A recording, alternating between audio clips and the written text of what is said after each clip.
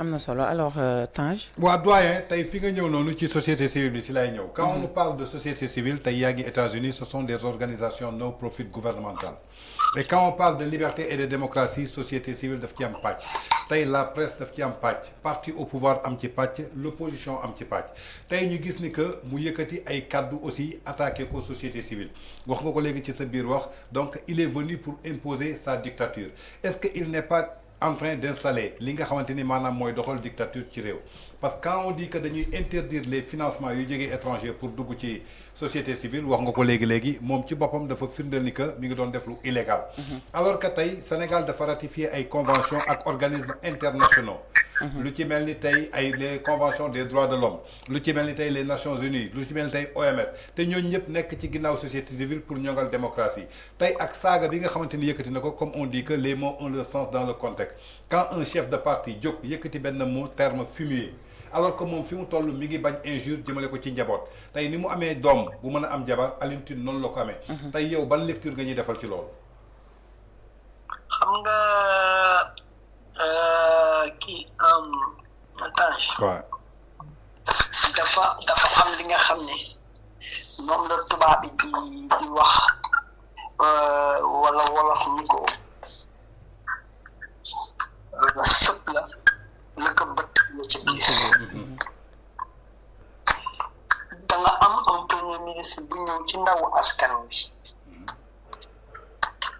il n'a pas singé Albert Camus qui disait la liberté n'est pas l'absurde droit de tout dire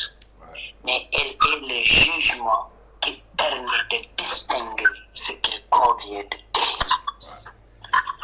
mu toog ci suñu assemblée bi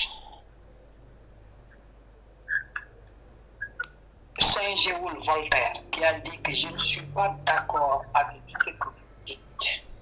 mais je me battrai jusqu'à la mort pour que vous ayez le droit de le dire.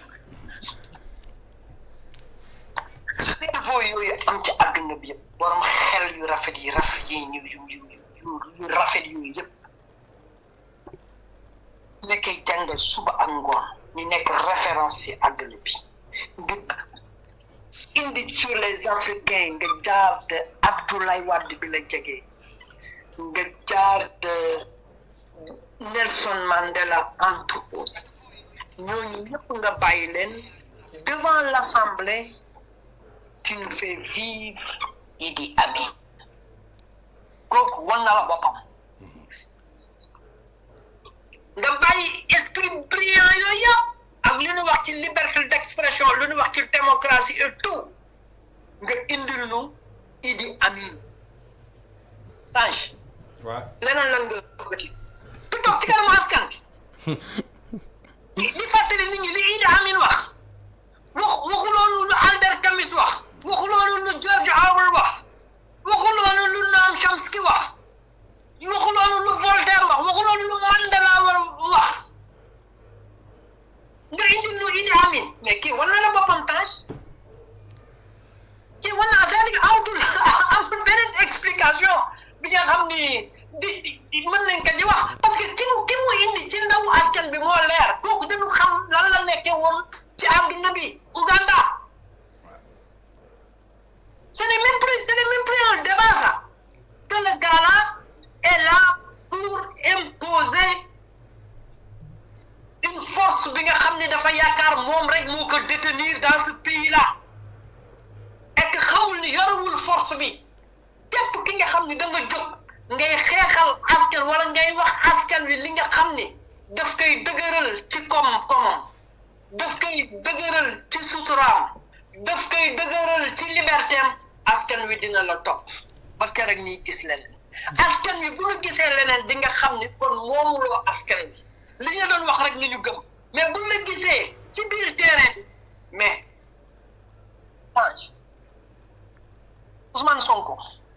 bi mu nekkee premier ministre attaque yu mu amee est-ce que am na ko bi mu nekkee opposant non ñaata plateau nooy génn tey di critiquer l'action de Ousmane Sonko est-ce que bi mu nekkee opposant amoon na nga kenn sañul woon sax wax parce que ni li mu doon wax nit bu ko dégg da nga koy nangu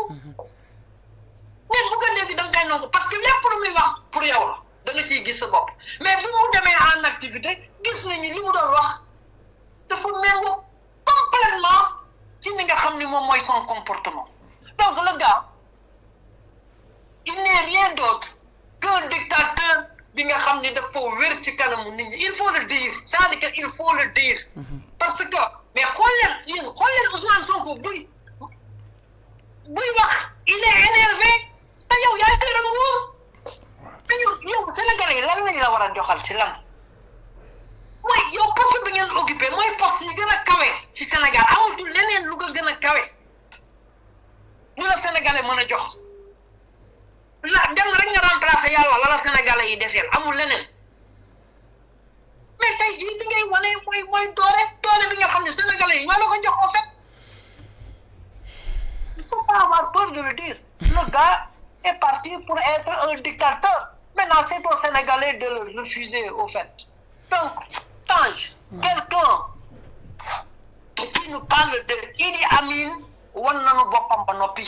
s'il nous parlait du prophète li gëm ni xëy na taxawaayu yonent bi la s'il nous parlait de Voltaire ñi xam ni c'est l'idée de Voltaire s'il nous parlait de George Orwell ñi xam ni il parle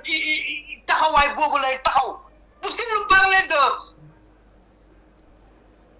des grands démocrates de ce monde-là ñi xam ne ci noonu la taxaw mais dafa ñu indil ki nga xam ne mandarga dictateur yi gën a sanguinaire ci àdduna bi la ñu indil